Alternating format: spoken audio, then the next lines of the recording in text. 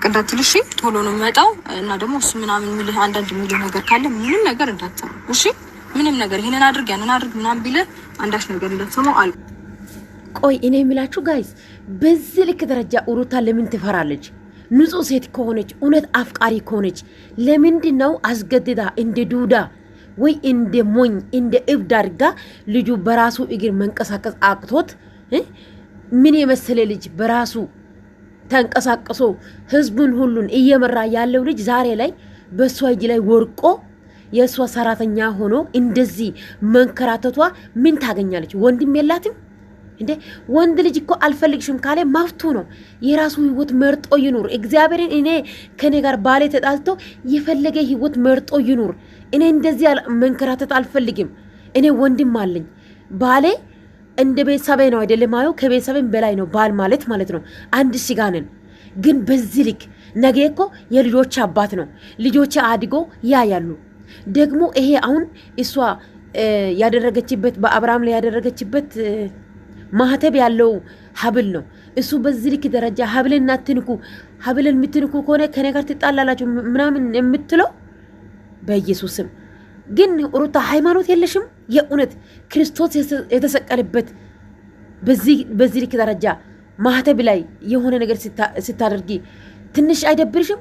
3 ዓመት ሙሉ እኮ ነው የነገድሽው ፕሮቴስታንት ሆነሽ በክርስቲያን ማህተብ ማለት ነው። ክርስቲያኖች ናቸው አብዛኛው ጊዜ ማህተብ አድርጎ የሚራምዱት። በነሱ ማህተብ ነው እንደ ክርስቲያን አስመስለሽ በነሱ ማህተብ ነው እየነገድሽ የነበርሽው። ግን ያንቺ አድናቂ የሆኑ ሰዎች አንቺ ስታጠፊ ይሸፍናሉ። ሁሉ ድርግትሽ ሁሉ ትክክል አይደለም ግን ይሸፍናሉ። ለምን? አረ ሴቶች ንቁ። የእውነት መጥፎ ነገር ስታዩ መጥፎ ነው በሉት። ትክክል ያልሆነ ነገር ስታዩ ትክክል አይደለም በሉት። ለምን? የምትወደው ሰው መመከር አለበት፣ ማስተካከል አለበት። እቺ ልጅ ገደል እየገባች ናት። የእውነት ነው የምላችሁ እህቶቼ፣ እቺ ልጅ ገደል እየገባች ናት። አሁን ዛሬ ነገ ከነገ ወዲያ አንድ ወርም ቢሆን ይሄ ሀብሉ ካንገቱ ይነሳል። የዛኔ ለሷ መግቢያው ማውጫው የላትም። በሃይማኖት ነው እየቀለደች ያለችው። ተገቢ ነው ግን ስታሰቡ በመድኃኔዓለም ስም አረ ሰው ጌታው ድረስልኝ ባይ እዚሁ ናንሽ ችግር የለውም። ሰማኝ አብርሃም፣ ይኸውልህ አንድ ነገር ልንገርህ። ሰማኝ ያለው ችግር ውስጥ ነው ያለው። ገባህ? አንተ ደህና አይደለም ያለው አብርሃም። ሰማኝ፣ ስለዚህ ከዚህ አካባቢ እኔን አዳምጠኝ። አንተ የፈለግከው ቦታ ላይ ራሴ ደህና ሆናለሁ ብለህ የምታስበው ቦታ ላይ እንግዲህ ሰማኝ አብርሃም፣ አንተ የፈለግክበት ቦታ ጋር እንሂድ። ይኸውልህ ደህና አይደለም ሩታ እያደረገች ያለችው ነገር ልክ አይደለም። አንተ ደህና አይደለም አብርሃም። ሰማኝ እሺ፣ እኔን አዳምጠኝ። ስለዚህ እንሂድ ከዚህ አካባቢ እንሂድ። ሰማኝ አብርሃም፣ ከዚህ አካባቢ እንሂድና ትንሽ አውርተን ወደዚህ ትመለሳለህ። ሰማኝ ይኸውልህ እሷ መጥራት አይጠበቅብህም። ሰማኝ እንሂድና ማለት ነው የፈለግከው ቦታ ጋር እንሂድ። ሌላ ቦታ ሆነን ማውራት አለብን አብርሃም። ልክ አይደለም፣ ደህና አይደለም ያለበት ሁኔታ። ሰማኝ ሩታ እሷ መጣና እንሂድ። ሰማኝ አብርሃም፣ አንዴ አዳምጠኝ አብርሃም። ንቃ በእናትህ፣ ልክ አይደለም ያለበት ሁኔታ። ሰማኝ እሺ። በዚህ ልክ ደረጃ ልጁ እኮ ራሱን አያውቅም። የእውነቴ ነው የምላችሁ።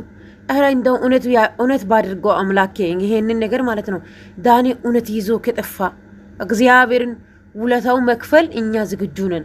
ጌታን ማለት ነው ጋይስ። የዳኒ ቻናል ሪፖርት እያደረጉ ስለሆነ ማለት ነው ሁላችሁን ኮፒ ሊንክ አድርጉለት እግዚአብሔርን በኢየሱስ ስም። በዚህ ልክ ደረጃ ሰው ልጅ እንዴት ይጨክናል? እንዴት ትጨክናለች? ግን ሩታ በምን አስችሏት ነው? ይሄ ልጅ አሁን ከእሷ ጋር እኮ ምንም አያውቅም። በፍቅር በሰላም በጤና መልሳ የፈለገች መስዋዕት ከፍላ በሀገር ሽማግሌዎች በቤተ ክርስቲያን በፈለገችው መንገድ ወደ ራሷ ብትወስድ ማንም ሰው አይቃወማትም። ማንም ሰው ለምን? ባልዋ ነው። ብትፈታው ባልዋ ነው፣ የልጁ አባት ነው። ግን በዚህ ልክ ደረጃ መንከራተቷ ተገቢ ነው ጋይስ? የእውነት እስቲ ሴት ነኝ የምትሉ ሰዎች፣ ወንድም አለኝ ባል አለኝ አባት አለኝ የምትሉ ሰዎች ፍርዱ እስቲ በመድኃኔዓለም። አረ በጣም እኮ ነው የሚገርመው እግዚአብሔርን። ምን የመሰለ ልጅ በዚህ ልክ ደረጃ ሰው እኮ ፈርቶ አያውቅም አብርሽ። እኔ ሚዲያ ላይ አብርሃምን ካወቁት 3 ዓመት ነው። በኢየሱስም አንድ ቀን ሰው ፈርቶ አያውቅም። ሰው ሲወርቅ አይደለም ሰው ትንሽ ችግር ሲገጥመው ከራሱ በላይ ነው ለሌላ ሰው የሚያስብለት። ግን ዛሬ ላይ አብርሃም እንደዚህ ሆኖ እና በዚህ ግባ እና በዚህ ውጣ፣ እኔ ነው ማደርስክ፣ እኔ ነው ማመጠክ እያለች እያንከራተተች። አረ ፊቴ ላብርሽ እግዚአብሔርን። ወንድም ያላችሁ አባት ያላችሁ ባል ያላችሁ ፊቴ ብሉት። የእውነት ማለት ነው ፊቴን ለማህተባችን በሉት ክርስቲያኖች ማለት ነው። ይሄ ማህተብ ክርስቶስ ኢየሱስ ለኛ ብሎ የተሰቀለበት ዋጋ ለኛ ብሎ የተከፈለበት ማህተብ ነው። አንገቱ ላይ ያለው የተሰራበት ማለት ነው። በኢየሱስ ስም እሱን ይዘን ከዚህ አካባቢ እንጥፋ። ገባ አይደል? ወደ ምንሄድበት ወደ ሄርሜላ ቤት የሚሆን ወዴት የምንወሰደው ወደ እነ ዴቭ ጋር ምናምን እናክብር ከፈለግን ብቻ ቢለዱ ማንም አነካብህም። ስማ አብርሃም ና አንተ በጣም ጥሩ ሰው ነገር። ሰላም እንዴት ናችሁ ውድ ቤተሰቦቼ? ዛሬም ተመልሼ መጥቻለሁ። የእውነት ይሄ ነገር እውነት ከሆነ በጌታ እግዚአብሔር ያውቃል፣ የሰማይና የምድር ጌታ ማለት ነው። የእውነቴ ነው። እኔ አብርሽ ካወኩበት ቀን ጀምሬ ባይዘዋይ ማለት ነው አብዛኛው ቦታ ላይ ማስተፋቀር ብሎ አንዳንድ ቦታ ላይ አያለው። ግን በዚህ ልክ ደረጃ ጨክኜ እኔ ለባሌ ላይ አላደርግም። የእውነት የፈለገ ህይወት መርጦ ይኖር፣ እኔም የፈለኩት ህይወት መርጬ ይኖራለሁ እንጂ በዚያ ደረጃ በፍቅር ስለምነው በልጅ ስለምነው እምቢ ስል እንደዚህ ቁማጣ አድርጌ አላስቀምጠውም። የፈለገ ነገር ቢመጣ አላስቀምጠውም። ለምን ነገ ከነገ ወዲያ እኮ ይሄ ልጅ ተፈውሶ ይመጣል። ግን ለሷ ለዘላለም ጸጸት ነው የሚሆንበት። አሁን ዳኒ ይሄ ነገር የእውነት አድርጎ ከሆነ እግዚአብሔር የምድርን የሰማይ ጌታ ያውቃል። የእውነቴ ነው የምላችሁ ምናምንና ዛሬ ላይም ደግሞ በቪዲዮ የመጣሁት ምንድነው የሁላችሁም ሀሳብ የሁላችሁም መጨነቅ እያየሁ ነውና ያ ማለት እኔም በጣም ተጨንቄበታለሁ። እኔም አስቤያለሁ። ምክንያቱም ምላችሁ አብርሃም ለኔ ወንድሜ ነው። ነገሩ ሁለቱ አንድ ላይ እንዲሆኑ በሚል እንጂ እኔ ፐርሰናሊ ችግር የለብኝም ከሱ ጋርና በዛ ላይ ደግሞ ሚዜው ነበርኩኝ። ሚዜ ማለት ደግሞ ወንድም ነውና አብሬው ብዙ ነገሮችን ያሳለፍኩ ሰው እንደመሆነ ይመጣል። ዛሬ ላይ በእንደዚህ አይነት ሁኔታ ላይ ሲሆን ዝም ማለት አግባብ ነው ብዬ አላስብም። በጣም ነው የሚያስጨንቀው። በየቀኑ ቪዲዮ ላይ በተመለከትኩት ቁጥር በአካልም ባገኘሁት ቁጥር እውነት እያሳዘነኝ ነው። ወንድ ልጅ ሆናችሁ በዚህ ልክ መሆን ደግሞ ይበልጥ ደግሞ ለወንድ ልጅ በጣም እዩት። ዳኒ እንኳን ማለት ነው ዳኒ ከሱ ጋር እኔ ክፉ ደጉ አሳልፍ ያለው ብሎ ያስባል። ወንድሙ ግን ይሁዳ ሆነ። ኤፍሬም ይሁዳ ባይዘው ኤፍሬም እኔ በጤናው ነው ብዬ አልገምትም። ጌታን እኔ አንዳንዴ ግራ ነው የሚገባኝ። ኤፍሬም ዛሬ ይወፍራል፣ ነገ ይቀንሳል፣ ከነገ ወዲያ ደግሞ ከንፈሩ እየመጠጠ ይመጣል። እንደዛ አረ በኢየሱስ ስም ጋይስ ምን እየተካሄደ ነው? ሚዲያ ላይ ምንድነው እያየ ነው ያለው? የእውነት እናንተ ማለት ነው አድናቂ ከሆናችሁ ወዳጅ ከሆናችሁ መቃወም ባለበት ቦታ ላይ ተቃውሙ። ሁሉ ነገር ትክክል አትበሉ። ለምን ገደል ነው የሚከተታቸው? ገደል እየሄዱ ናቸው ልጆቹ። ስለዚህ መመከር ባለበት መንገድ በቃ መመከር አለብን። የፈለገ ነገር ቢሰራ የፈለገ ነገር ቢያደርጉ ሁሌ ትክክል ናቸው ካለን በቃ እኛ ይንቃሉ። አሁን ሩታ በዚህ ሰዓት በጣም ኦዲየንስ ትንቃለች ከሚባለው በላይ።